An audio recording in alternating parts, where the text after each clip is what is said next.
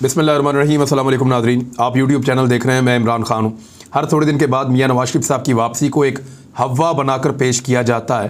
हालांकि ये हुकूमत भी चाहती है, मीडिया भी चाहता है, बहुत सारे और लोग पाकिस्तान में चाहते हैं कि मियां नवाज शरीफ साहब वापस आएँ और वापस आकर उन सवालात का जवाब दें जिनके लिए अदालतें पूछ रही हैं।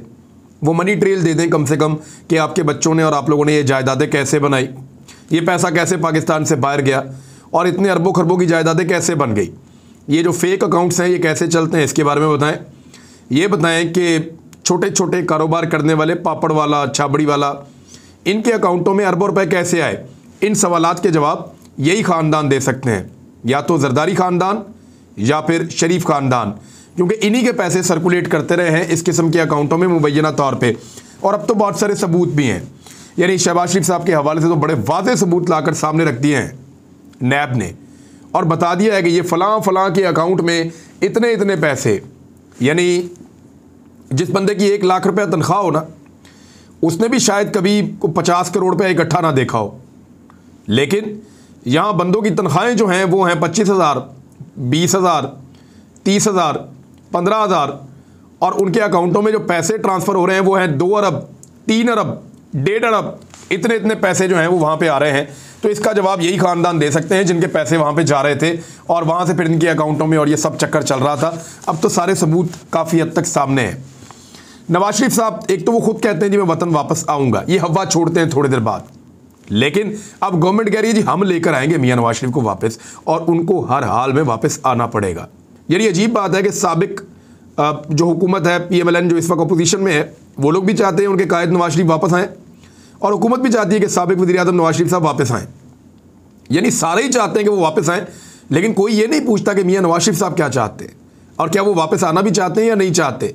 सब अपनी अपनी बात कर रहे हैं। यानी PMLN का अभी भी क्लेम है कि अगले चंद हफ्तों में मियाँ नवाज शरीफ साहब वापस आ जाएंगे। वो ये भी कहते हैं कि लॉन्ग मार्च में मियाँ नवाज शरीफ साहब उनके साथ होंगे। वो ये भी कहते हैं कि इस्टेब्लिशमेंट के साथ उनकी डील चल रही है। वो ये भी कहते हैं कि अदालतों से मियाँ नवाज शरीफ साहब जो हैं वो अपने केसेस में से निकल जाएंगे अपीलों की सूरत में। वो ये भी कहते हैं कि आने वाले वज़ीर-ए-आज़म मियाँ नवाज शरीफ होंगे और उसके लिए जो मुख्तदर हल्के हैं या पाकिस्तान के इदारे हैं उनके साथ मामला तय पा रहे हैं। इस किस्म की सारी चीज़ें अपोजिशन खुद कह रही है। और याद रखिएगा जब मियाँ नवाज शरीफ साहब वापस आएंगे और सियासत में हिस्सा लेंगे तो उनकी पाकिस्तान तहरीक इंसाफ से भी ज़्यादा मुखालफत बहुत हद तक पाकिस्तान पीपल्स पार्टी कर रही होगी।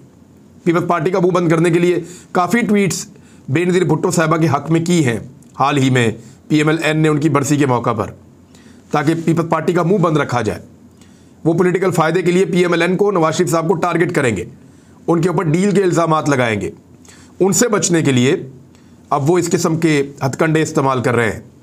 लेकिन मियाँ नवाज शरीफ साहब खुद आएँ या ना आएँ, हुकूमत ने फैसला किया है कि जो गारंटर था ना उसके खिलाफ अब अदालत में जाएगी। नवाज शरीफ के बैरून मुल्क जाने के लिए ज़मानत देने वाले शहबाज शरीफ के खिलाफ हुकूमत ने अदालत से रुजू करने का फ़ैसला कर लिया है। और ये खबर जो है वो मुख्तलिफ ज़राए से छपी है। खबर के मुताबिक वफाकी हुकूमत शहबाज शरीफ के खिलाफ लाहौर हाई कोर्ट से रुजू करेगी और हुकूमत की जानिब से मौक़िफ़ अपनाया जाएगा कि शहबाज शरीफ ने नवाज शरीफ की वतन वापसी की ज़मानत दी थी। हुकूमती ज़राए का कहना है कि नवाज शरीफ के वतन वापस ना आने पर शहबाज शरीफ के खिलाफ कानूनी कार्रवाई की दरख्वास्त की जाएगी। शहबाज शरीफ जो है उन्होंने एक तहरीर दी थी, नवाज शरीफ की ज़मानत के लिए लिखी जाने वाली जो तहरीर थी वो मंजर आम पे आ गई है। और इसमें वाज़ेह रहे कि अपोजिशन लीडर शहबाज शरीफ ने नवाज शरीफ की ज़मानत के लिए लिखी जाने वाली तहरीर में कहा था कि नवाज शरीफ को सेहत याब होने पर वापस पाकिस्तान लाने की सहूलत फ़राहम करूँगा।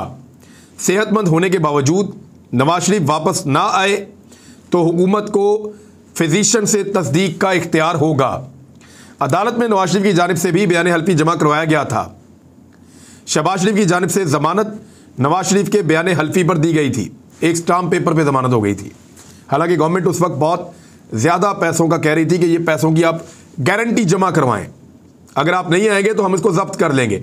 अगर वो काम हो जाता, अदालत उस वक्त हुकूमत का मौक़िफ़ मानती, तो या तो नवाज शरीफ पाकिस्तान में होते या बहुत सारा पैसा ज़ब्त हो चुका होता उनके मफरूर होने के बाद। लेकिन अदालत से उनको ऐसा रिलीफ मिला। एतदाद एहसन का ये कहना है कि कोई भी अदालत किसी भी मुल्ज़िम को ऐसी जगह पे नहीं भेजती जो उसके दायरे इख्तियार से बाहर हो। जो उसके अपने दायरा कानून का है, उससे बाहर किसी भी मुजरिम को अदालत नहीं भेजती। लेकिन नवाज शरीफ को ऐसा रिलीफ दिया गया कि वो पाकिस्तानी अदालतों के कंट्रोल से बाहर, दायरे से बाहर निकल गए, और अब वो आए या ना आए, ये अदालतें उनको ज़बरदस्ती नहीं बुलवा सकती, क्योंकि पाकिस्तानी कानून का वहाँ पे इतलाक नहीं है। नवाज शरीफ ने बयान हल्फी में कहा था कि 4 हफ्ते या डॉक्टर की जल्द तस्दीक के बाद पाकिस्तान आने का पाबंद रहूँगा। पहले भी हम इंसाफ के लिए ताउन करते रहे हैं, अब भी करेंगे। तो नवाज शरीफ साहब और शहबाज शरीफ साहब का जो बयान हल्फी है वो सबके सामने है। उल्टा शहबाज शरीफ साहब फंसने जा रहे हैं अपने भाई की गारंटी देने की वजह से। नवाज शरीफ को हम वापस लाएंगे, ये फवाद चौधरी साहब ने स्टेटमेंट दिया है। उन्होंने कहा कि नवाज शरीफ को हम वापस लाएंगे क्योंकि वो खुद कभी वापस नहीं आएंगे। फिर ये भी कहा कि बरतानिया की हुकूमत के साथ भी हमारी बातचीत चल रही है, ये चीज़ें भी रिपोर्ट हुई है। और अब 23 मार्च से पहले हुकूमत पर से एस्टेब्लिशमेंट का हाथ उठ जाएगा, ये अपोजिशन का दावा है। नवाज शरीफ चंद हफ्तों में पाकिस्तान में नजर आएंगे, ये अपोजिशन का दावा है। लेट्स सी ये होता है या नहीं होता। लेकिन मियाँ साहब फंस गए हैं, और इसकी फ्रस्ट्रेशन जो है वो मियाँ साहब का जो अमला है लंदन में, उसके अंदर नजर आ रही है। चंद दिन पहले मैंने एक वीडियो देखी जिसमें जो नवाज शरीफ साहब के सिक्योरिटी गार्ड्स हैं या सिक्योरिटी का जो अमला है, वो बोल टीवी के लोगों को धक्कम पेल करके वहाँ से हटा रहे थे और उन्हें कह रहे थे कि पीछे हट जाओ, यहाँ कवरेज मत करो। वो कह रहे थे अपना काम कर रहे, आप हमें टच नहीं कर सकते, आप ज़बरदस्ती रोक नहीं सकते। लेकिन मियाँ नवाज शरीफ साहब के गार्ड्स ये सब कुछ ज़बरदस्ती कर रहे थे और वो उनको रोक रहे थे काम करने से। अभी उन्होंने एक मरतबा फिर मीडिया नुमाइंदगान से सहाफ़ती जिम्मेदारियाँ अंजाम देने पर बदतमीज़ी की है। तफसीलात के मुताबिक बरतानवी दारुल हुकूमत लंदन में मुकीम करप्शन केसेस पर सजा याफ्ता नवाज लीग के सरबराह और साबिक वज़ीर आज़म के सिक्योरिटी गार्ड्स का सहाफ़ियों से बदतमीज़ी और तशद्दुद का सिलसिला अब भी जारी है। लंदन में नवाज शरीफ साहब के गार्ड्स ने नुमाइंदा ARY न्यूज़ को फुटेज बनाने से रोकने की कोशिश की और मियाँ साहब की मौजूदगी में सहाफ़ी से बदतमीज़ी की, जिस पर वज़ीर आज़म नवाज शरीफ बिल्कुल खामोश रहे। नवाज शरीफ साहब के वहाँ पे कुछ चहीते सहाफ़ी हैं, एक पूरी लिस्ट है, और ज़्यादातर मीडिया को मियाँ साहब कंट्रोल करते हैं। बहुत थोड़ा सा मीडिया ऐसा है जो सवालात करता है, यानी वो ARY वाले सवाल करते हैं, बोल TV वाला करता है, फरीद साहब सवाल करते हैं, इरफान हाशमी सवाल करते हैं। तो इस किस्म के चंद सहाफ़ी हैं जिनको फिर ये दीवार के साथ लगाते हैं, उनको सवाल करने से रोकते हैं। सवाल जो है वो लिख कर दिया जाता है बाकायदा उन लोगों को जिनसे सवाल पूछवाना होता है, और मियाँ साहब अपना जवाब तैयार करके अंदर से आते हैं और फिर अपना जवाब देकर चले जाते हैं। और वो सहाफ़ी सामने खड़े होकर, जो मियाँ साहब के पसंदीदा सहाफ़ी हैं, इंशाअल्लाह, माशाअल्लाह, इंशाअल्लाह, बेशक बेशक, वो इस तरह की आवाज़ें सवाल के जवाब के अंदर लगा रहे होते हैं मियाँ साहब के सामने खड़े होकर। तो ये सहाफ़ी मियाँ साहब को पसंद है। जो नहीं पसंद है उनके साथ फिर धक्कम पेल करते हैं। और मुस्लिम लीग नवाज़ के साबिक सदर नवाज शरीफ के सिक्योरिटी गार्ड गुज़िश्ता दिनों भी एक निजी नशरियाती इदारे, मैंने आपको बताया था, बोल TV के साथ भी उन्होंने सहाफ़ती जिम्मेदारियाँ वो अंजाम दे रहे थे, उनको भी उन्होंने रोका था। और रिपोर्ट के मुताबिक सिक्योरिटी एहलकारों ने नवाज शरीफ के घर के बाहर मौजूद सहाफ़ियों को गालियाँ दी, उनको धक्के देकर वहाँ से जाने को कहा। तो वहाँ फ्रस्ट्रेशन बहुत बढ़ गई है, और वो बढ़ने की वजह आप समझ सकते हैं कि उनका जो सबसे बड़ा तुर्प का पत्ता था राणा शमीम, वो बहुत बुरी तरह एक्सपोज हो गया है। और इरफान हाशमी के पास वो सबूत है जिसके ज़रिए वो साबित कर सकते हैं कि चार्ल्स ने खुद इस बात का एतराफ़ किया है कि मियाँ नवाज शरीफ साहब के घर के अंदर, उनके ऑफिस के अंदर लोगों की मौजूदगी में ये नोटरी पब्लिक साइन हुआ है, बयान हल्फी वहाँ पे साइन हुआ है और वहीं पे तस्दीक हुई है। तो इस तरह मियाँ नवाज शरीफ साहब का एक सबसे बड़ा जो हुक्म का इक्का था या तुर्क का पत्ता था वो पिट गया है, और उसकी वजह से फ्रस्ट्रेशन बहुत ज़्यादा बढ़ गई है। अहमद दुरानी वाली स्टोरी उसकी सपोर्ट के अंदर आई थी, अब जब मेन खबर ही पिट गई तो अहमद दुरानी की स्टोरी क्या बेचती है। वो वैसे भी उसका पोल खुल गया, वो सारी तकरीरें निकाल के जियो वालों ने सामने रख दी कि जनाब ये देखें आप, ये साकिब निसार के तमाम अल्फाज हैं, इनको जोड़ के इन्होंने एक पूरी ऑडियो बनाई हुई है। और एक फॉरेंसिक जो है वो पाकिस्तान के एक मीडिया चैनल ने उसका फॉरेंसिक भी करवा लिया। तो इस तरह ये सारा पोल खुल गया था। वज़ीर दाखिला ने एक स्टेटमेंट दिया है और उसमें वो उम्मीद कर रहे हैं कि बहुत उम्मीद है कि इमरान खान साहब 5वें साल में महंगाई ख़त्म कर देंगे, और इमरान खान का एजेंडा इस वक्त महंगाई का खात्मा है। उम्मीद है कि वो 5वें साल में महंगाई ख़त्म कर देंगे। हर पार्टी चाहती है कि एस्टेब्लिशमेंट इसके सर पर हाथ रखे, लेकिन अच्छी बात यह है कि एस्टेब्लिशमेंट मुंतखब हुकूमत के साथ है। इमरान खान 5 साल पूरे करेंगे, कुछ भी नहीं होने वाला। शेख रशीद अहमद साहब बाखबर आदमी हैं और एक बाखबर वजारत के ऊपर भी है, तो इस किस्म की पेशन गोइयाँ वो करते रहते हैं। मैंने आपसे पहले भी कहा था कि एस्टेब्लिशमेंट की किसी के साथ कोई डील नहीं हो रही। एस्टेब्लिशमेंट ये कहती है कि जो भी हुकूमत है जो रियासत को चला रही है उसके साथ चलना हमारी आईनी जिम्मेदारी है और वो काम हम करेंगे। गाइडेंस जहाँ हम दे सकते हैं वो हम देते रहेंगे, फॉलो जहाँ हमें करना है वो हम करते रहेंगे, लेकिन हम पॉलिटिकल प्रोसेस के अंदर शामिल नहीं होना चाहते, हमें सियासत में ना घसीटा जाए। अब वो जो है अपोजिशन के लोग वो बज़िद हैं कि आप सियासत के अंदर आएँ, इमरान खान की सियासत का ख़ात्मा करके हमें वापस मौका दें ताकि हम पाकिस्तान के अंदर फिर से इक़्तिदार में आके अपना टूटा हुआ सिलसिला इक़्तिदार का दोबारा से जोड़ लें। अब उस पर एस्टेब्लिशमेंट हाथ नहीं पकड़ाती तो वो एस्टेब्लिशमेंट के ख़िलाफ़ एक महाज खड़ा करते हैं, उनको दबाते हैं, उनको प्रेशर में लेते हैं ताकि एस्टेब्लिशमेंट उनकी बात मानने पर मजबूर हो जाए। और बाद औक़ात ऐसी चीज़ें सुनने को भी मिलती हैं। एक खबर आपको और देता हूँ, बड़ी इंटरेस्टिंग। आपको याद है एक FIA के DG हुआ करते थे बशीर मेमन, जिनकी ईमानदारी के चर्चे थे पूरे पाकिस्तान में, जिनके बारे में ये कहा जाता था कि बड़े शानदार ऑफिसर थे और कस्में खा खा के कई सहाफ़ियों ने कहा कि इनसे अच्छे ऑफिसर कोई नहीं है। बाद में उन्होंने इमरान खान साहब पे जब एलिगेशन लगाए तो लोगों ने कहा जी बिल्कुल ठीक एलिगेशन है, वाकई इमरान खान साहब इनसे गलत काम करवाना चाहते थे। तो इमरान खान साहब ने तो गलत काम करवाए या नहीं करवाए वो तो आज तक साबित नहीं हुआ, लेकिन एक और मामला सामने आ गया है जहाँ पर गलत काम इन्होंने किए हैं। इस खबर के बकौल स्विट्ज़रलैंड और नॉर्वे को इंतहाई मतलूब पाकिस्तानी शहरी उमर फारूक के दफ्तर खारजा और साबिक DG FIA बशीर मेमन से राबतों का इंकशाफ हो गया है और एनर्जी और IPP के मुआहिदों में फ्रॉड करने वाले अफराद की पुष्ट पनाही में साबिक DG FIA और फॉरेन ऑफिस के 2 अफसरान को तलब कर लिया गया है। अब ये हैं वो ईमानदार तरीन शख्सियत जिनके अपने केसेस खुल रहे हैं, और जब इस तरह के केसेस करेंगे तो लाजमी बात है वो रवायती पॉलिटिकल पार्टीज़ को सपोर्ट करेंगे जो खुद भी ऐसे काम करते हैं, फिर वो इमरान खान के तो खिलाफ ही चलेंगे। FIA हुकाम के मुताबिक FIA लाहौर ने साबिक DG और फॉरेन ऑफिस के 2 अफसरान को समन भिजवा दिए हैं।